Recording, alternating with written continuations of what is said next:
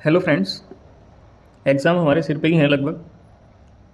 तो ऐसे में सारा सिलेबस कवर कर पाना तो वाकई में ही काफ़ी हार्ड काम है, क्योंकि एक सब्जेक्ट नहीं है, सब्जेक्ट हमारे पास 5 तो कम से कम है ही है। किसी ने 6 ले रखे तो बात दूसरी। लगभग 20 दिन एग्ज़ाम के बचे हुए, तो इतने कम समय में पूरा सिलेबस कवर कर पाना काफ़ी हार्ड है। तो मैंने सोचा कि एक वीडियो ऐसी बनाई जाए जिसमें मैं आपको केवल इम्पोर्टेंट टॉपिक्स ही बताऊं कि किसी चैप्टर में सबसे इम्पोर्टेंट टॉपिक क्या है 2023 एग्ज़ाम्स के लिए। अब ये कैसे डिसाइड किया मैंने पिछले 6 साल के क्वेश्चन पेपर लिए, उनका एनालिसिस किया, और एनालिसिस करने के बाद मैं इस कंक्लूजन पे पहुंचा हूं कि इन टॉपिक्स को तो आपको करना ही पड़ेगा। इन टॉपिक्स से तो क्वेश्चंस बनेंगे ही बनेंगे। ठीक है, एक एक करके चैप्टर वाइज मैं आपको बताऊंगा कि किस चैप्टर में किस टॉपिक को आपको नहीं छोड़ना। उसे तो आप छोड़ ही नहीं सकते, उससे तो क्वेश्चन बनेगा ही बनेगा। 3 टॉपिक मैंने लिए हैं हर एक चैप्टर से, वो करने आपके लिए मस्ट हैं अगर आप एक अच्छा स्कोर सिक्योर करना चाहते हैं अपने बोर्ड्स के एग्ज़ाम में। आपने अब तक जैसी भी तैयारी की हो, आपने पूरा सिलेबस अच्छे से पढ़ा तो भी आपके लिए बेनिफिशियल होंगे।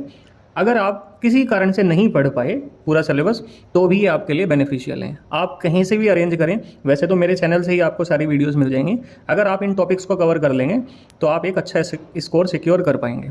वैसे भी बच्चों के अंदर ये फोबिया हुआ करता है कि फिजिक्स का एग्ज़ाम टफ होगा। चलो खैर देखते हैं, स्टार्ट करते हैं चैप्टर 1 और 2 के लिए। तो चैप्टर 1 हमारा क्या है? Electric charges and field.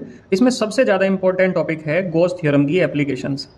आपको पता होनी चाहिए कि गॉस थ्योरम की एप्लीकेशंस जो हैं वो कौन कौन सी हैं। बेसिकली 3 एप्लीकेशंस हैं। स्फेरिकल सेल है, दूसरी आपके लिए लीनियर वायर है इनफाइनाइट लार्ज, और तीसरा है इनफाइनाइट लार्ज प्लेन शीट। तो इन 3 से तो एक क्वेश्चन बनेगा ही बनेगा, आप इसे छोड़ ही नहीं सकते।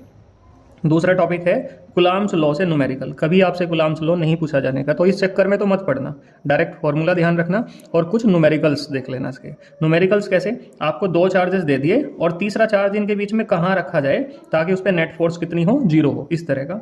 और डाइपोल यूनिफॉर्म फील्ड के अंदर। ठीक है, एक क्वेश्चन ये भी है कि डाइपोल की एक्सियल लाइन पे इलेक्ट्रिक फील्ड कितना होगा, ये भी क्वेश्चन है, इससे न्यूमेरिकल भी बन सकता है। तो ये टॉपिक आप नहीं छोड़ेंगे। 100% गारंटी के साथ इनमें से आपको क्वेश्चंस मिलेंगे हर एक टॉपिक में से।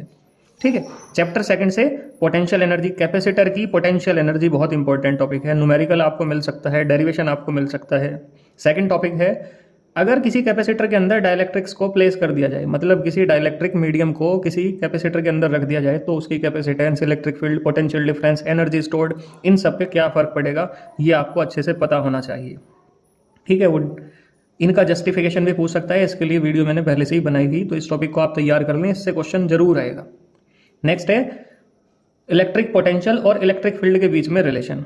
आपको अच्छे से आना चाहिए। E = -dV/dr कैसे बना और इसका फ़ायदा क्या है, मतलब इनके बीच में क्या क्या रिलेशन है। जैसे हमने पढ़ा था कि अगर कहीं पे इलेक्ट्रिक फील्ड 0 है तो क्या वहाँ पोटेंशियल भी 0 होगा। आप उसके लिए एग्जाम्पल ध्यान रखो। इक्वी पोटेंशियल सरफेसेस कैसे ड्रॉ होंगी अगर इलेक्ट्रिक फील्ड की डायरेक्शन ये है। इस तरह के क्वेश्चन इन 3 टॉपिक से 100 के 100% आपको मिलेंगे। ये चैप्टर 2 हो गया। चैप्टर 3 है हमारा करंट इलेक्ट्रिसिटी। करंट इलेक्ट्रिसिटी में आपको क्या तैयार करना? ड्रिफ्ट वेलोसिटी, और ड्रिफ्ट वेलोसिटी से रजिस्टिविटी कैसे बनाई जाती है। आपने पढ़ा I = NE/VD करके एक रिलेशन था, NEA/VD, और यहाँ से फिर आप VD की वैल्यू रखोगे और फिर आप ओम्स लॉ भी प्रूव करोगे। खैर, आपको ध्यान रखना कि ड्रिफ्ट वेलोसिटी की हेल्प से रजिस्टिविटी कैसे बनेगी। तो ये ड्रिफ्ट वेलोसिटी और ये रजिस्टिविटी वाला टॉपिक आपको अच्छे से क्लियर होना चाहिए। एक क्वेश्चन जरूर 100% किरचॉफ रूल से बनेगा, तो किरचॉफ रूल को आप तैयार कर लें। और नेक्स्ट एक क्वेश्चन पावर से भी बनेगा।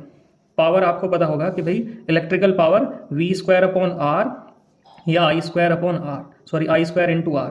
इससे क्वेश्चन जरूर आपको एग्जाम में मिलने वाला, और यहाँ से आपको न्यूमेरिकल मिलेगा।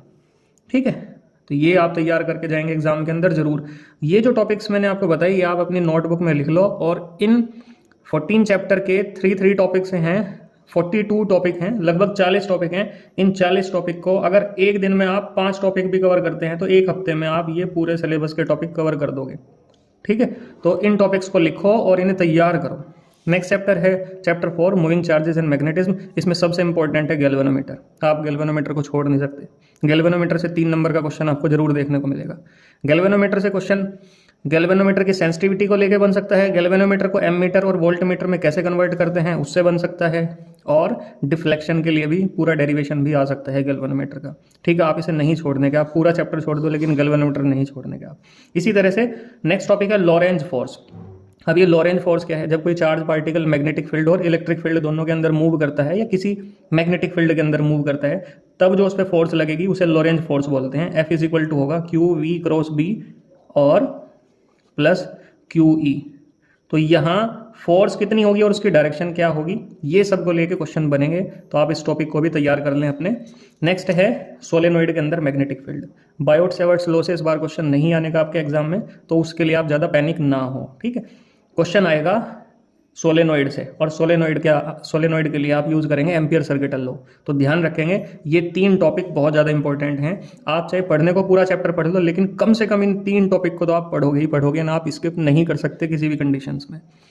चैप्टर 5 मैग्नेटिज्म मैटर, ज़्यादा बड़ा चैप्टर है नहीं, और इसमें क्या आपको पढ़ना, एक तो मैग्नेटिक डाइपोल आपको समझना, मैग्नेटिक डाइपोल है क्या, एक current carrying circular loop magnetic dipole की तरह कैसे काम करता है। अगर क्लॉकवाइज करंट चल रहा है तो इधर साउथ पोल और दूसरी तरफ नॉर्थ पोल बनेगा, तो ये भी अपने आप में एक डाइपोल, मतलब 2 पोल वाला बन गया। डाइपोल आपको पढ़ना कि इसका डाइपोल मोमेंट क्या है, मैग्नेटिक डाइपोल मोमेंट आपको पता होना चाहिए। और मैं इसमें बार मैग्नेट को भी रिकमेंड नहीं करता, ये मेरी मजबूरी रही कि 3 टॉपिक मुझे लेने पड़े।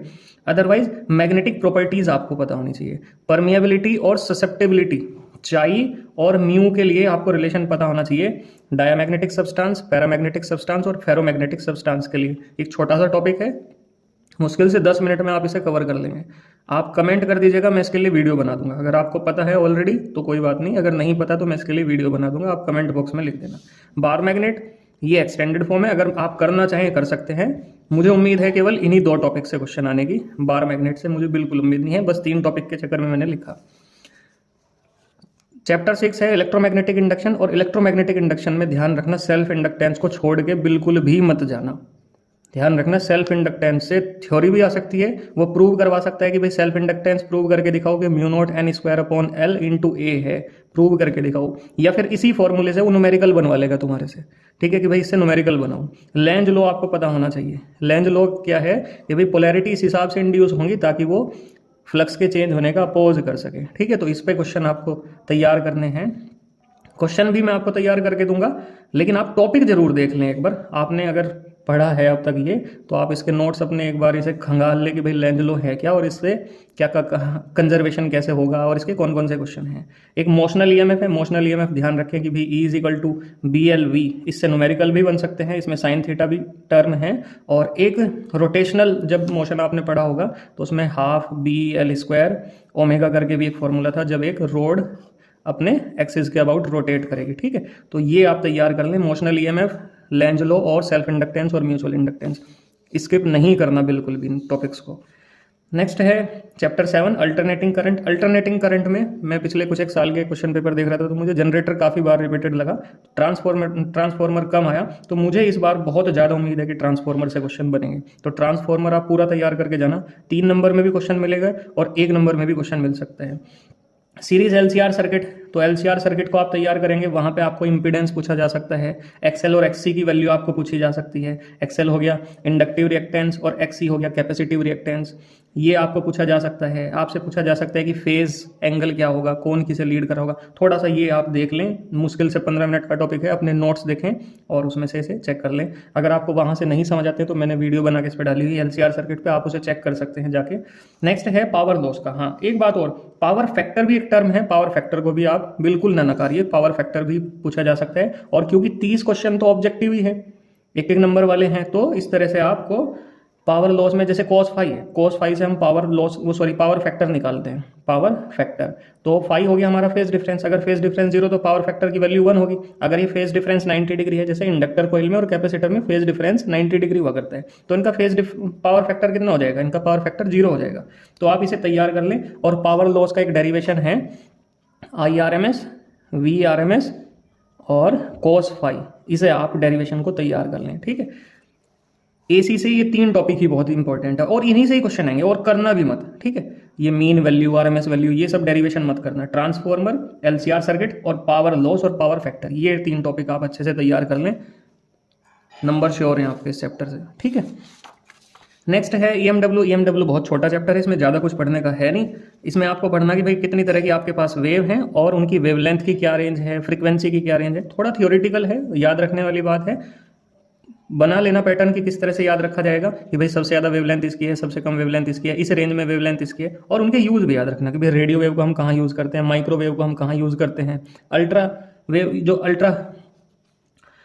अल्ट्रा वायलेट है उसे हम कहाँ यूज़ करेंगे, या इंफ्रारेड हम कहाँ पे यूज़ करेंगे। ये सब आप देख लेना एक बार, ठीक है। एक्सरे, गामा रे कहाँ पे आप यूज़ करते हैं। नया टॉपिक अभी इंट्रोड्यूस हुआ इसी साल, डिस्प्लेसमेंट करंट। डिस्प्लेसमेंट करंट क्या है और इसके लिए एक्सप्रेशन, वो सब आप तैयार कर लेंगे। छोटा सा ही चैप्टर है, 3 से 4 नंबर का चैप्टर है, वो आपका आसानी से तैयार हो जाएगा। ज़्यादा बड़ा है नहीं और ज़्यादा डीप पढ़ने की जरूरत है भी नहीं से।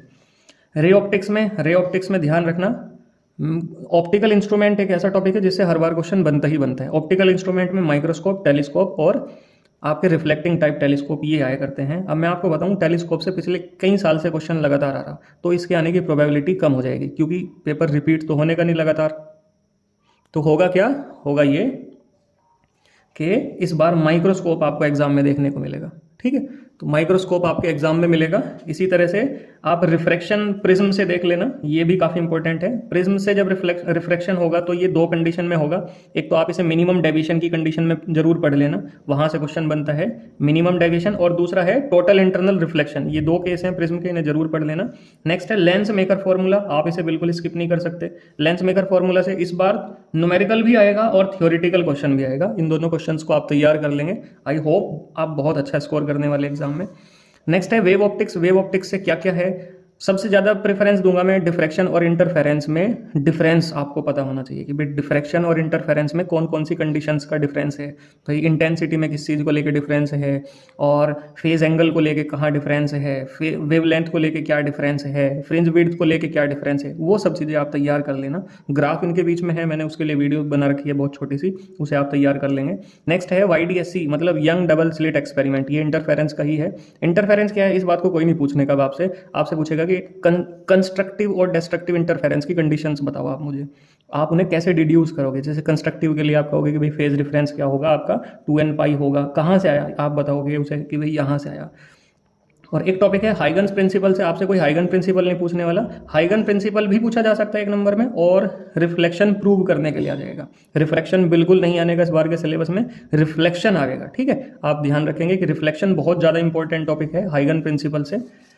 नेक्स्ट है ड्यूल नेचर। ड्यूल नेचर एक छोटा चैप्टर है, इसमें ध्यान रखना 4 नंबर का चैप्टर है। एक ग्राफ जरूर आएगा, और इस बार मुझे उम्मीद है स्टॉपिंग पोटेंशियल और करंट के बीच में जो ग्राफ है वो आपको एग्जाम में देखने को मिलेगा। वहां से आपको न्यूमेरिकल भी मिल सकता है। आइंस्टीन की फोटो इलेक्ट्रिक इक्वेशन आपको अच्छे से पता होनी चाहिए कि भाई रेडिएशन की एनर्जी होगी वर्क फंक्शन और kinetic energy, maximum kinetic energy. तो यहाँ से एक आपको न्यूमेरिकल मिल सकता है, मतलब न्यूमेरिकल ही मिलेगा यहाँ से आपको। और एक न्यूमेरिकल आपको मिलेगा डी ब्रोगली वेवलेंथ से। डी ब्रोगली वेवलेंथ में आपको क्या दे देगा, वो 2 आपको पार्टिकल दे देगा, एक इलेक्ट्रॉन है एक प्रोटॉन है, उनकी डी ब्रोगली वेवलेंथ निकाल लो आप, या उनका रेशो निकाल लो। इस तरह का आपको एक क्वेश्चन जरूर मिलेगा, तो आप इसे तैयार कर लेना, आपके एग्जाम के लिए बहुत इंपॉर्टेंट है। ध्यान रखना तीनों टॉपिक से एक क्वेश्चन बनेगा। अब किससे 2 नंबर का वो बनेगा वो अलग बात है, 4 नंबर का है। इनसे 3 टॉपिक से अलग क्वेश्चन अगर आया तो आप चैनल अनसब्सक्राइब कर देना, ठीक है।